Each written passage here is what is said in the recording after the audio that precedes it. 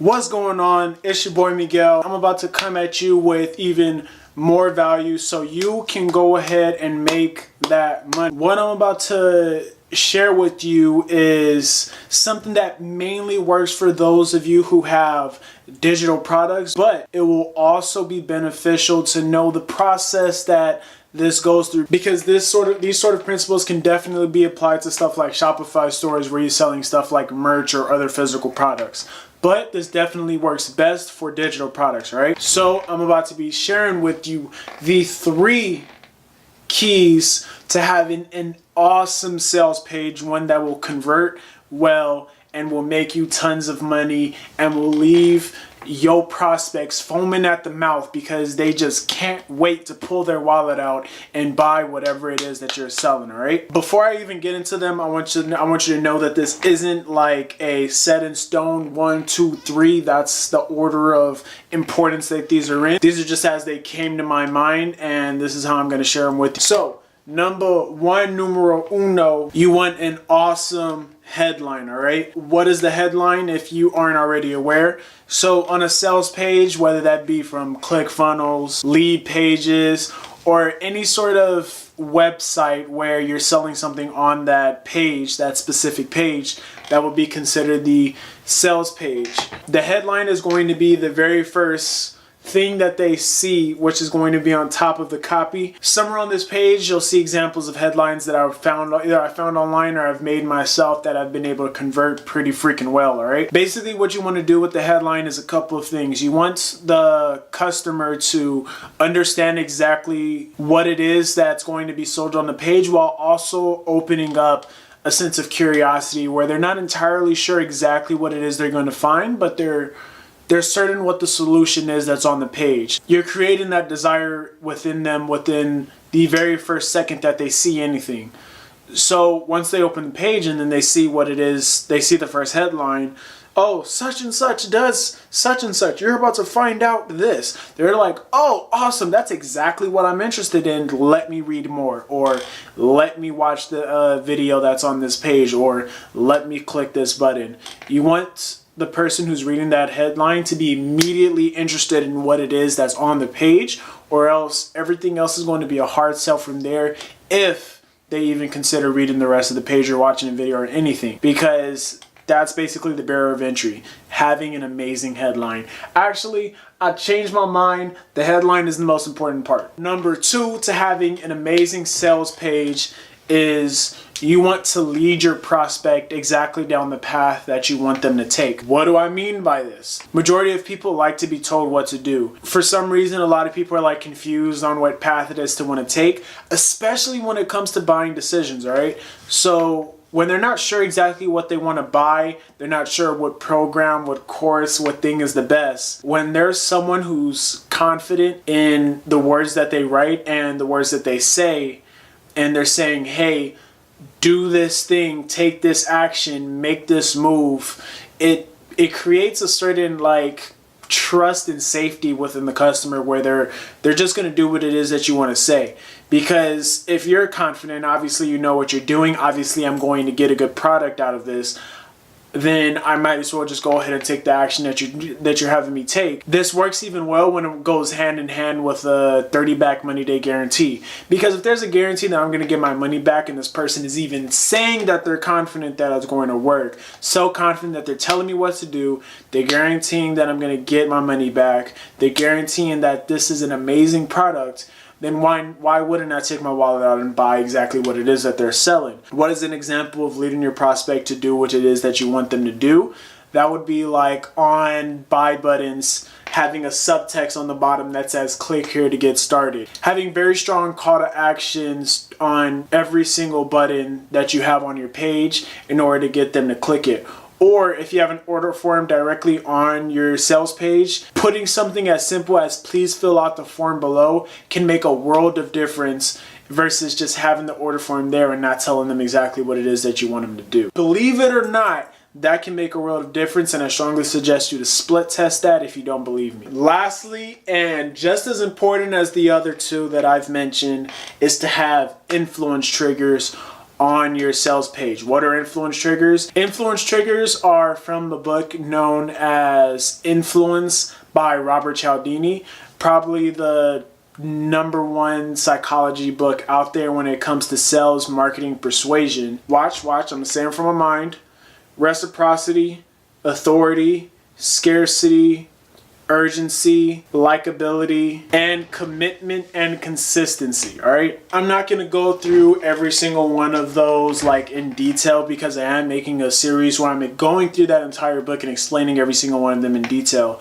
But just know that you need to make sure that you have at least one of these things on your sales page. If you can get all 6 of them on there, then you're really in a good spot, and you know that you have a sales page that's going to be doing stupendous, and that you're gonna have a lot of good things going on because you're hitting all these triggers that on a subconscious level affect us. Even if you read the book and as you watch this channel and you learn about these things, you're going to see sales pages and other marketing tactics where they're doing this sort of thing.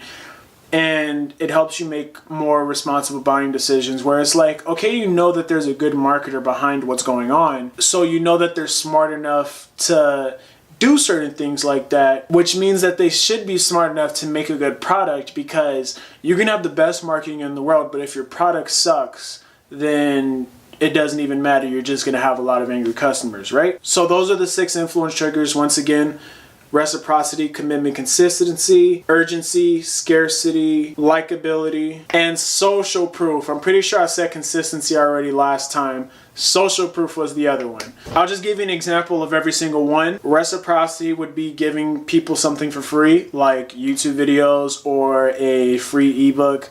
Anything like that, that's reciprocity. Reciprocity means I give you something, you feel inclined to give me something back, right? Social proof means that other people are taking an action, and then if I show you that other people like it, then you're more inclined to believe that it must be a good idea. An example of that would be, you see 2 restaurants, one is completely empty, the one has a line outside of it. Which one are you more likely to believe has good food in there? The one with the line outside, obviously. That's not like some weird marketing tactic, that's just common sense. The one that's empty probably sucks, especially if they're right next to each other. Commitment consistency means that if someone makes a commitment to do something, they're more likely to follow along with it. Stuff like that would be like have people decree that they're going to make some sort of action. It's actually a good thing to do if you're trying to like stick with your goals, whether that be fitness, monetary goals. Let other people know that that's a goal that you have, and then you're more inclined to stick with it because of that bias that we have in our head. Scarcity means that if there isn't a lot of something, you're more likely to buy it. So think something like Jordans. There's always a limited amount of them, and because of that, there's people waiting outside of stores in line in order to get them. Urgency means that there's a time limit, like either that deal's going to end, anything like that. Likability is the hardest to control because that's entirely dependent on the person. If they're a likable person or they're an attractive person, then people are more likely to follow along with whatever it is that they have going on. In the book, they make a lot of examples about how attractive people tend to get promotions or get paid more. Like, you don't really have control over something like that. I mean, you can like try to round out your personality, but that's about it. Those are the 3 things that need to be on your sales pages. So just to recap one time, headlines. Have an amazing headline. That's where everything starts. You want to lead your prospect with amazing call to actions and other things that you can do in order to lead your prospect to do exactly what it is that you want them to do. And you want to have influence triggers littered throughout your sales pages, all right? So testimonials, timers, anything you can think of that evokes those influence triggers inside of our brains to make people want to buy. And the extra tip that I wanted to throw in that I said earlier, but I just want to restate this. You could have the best sales page ever. You could have the most amazing sales copy. You could have every single marketing tactic in your stuff possible. If your product sucks, if people think your product smells like ass, you will get returns. People will buy it because of all the buttons that you know how to push. And then they'll get inside, they'll see a shit product, and they'll be like, what was I thinking? And then they'll leave. And then you'll get a bunch of returns, and then you'll get a bunch of comments on your YouTube videos and your Instagram saying that you're a scam and that you suck and no one should buy from you.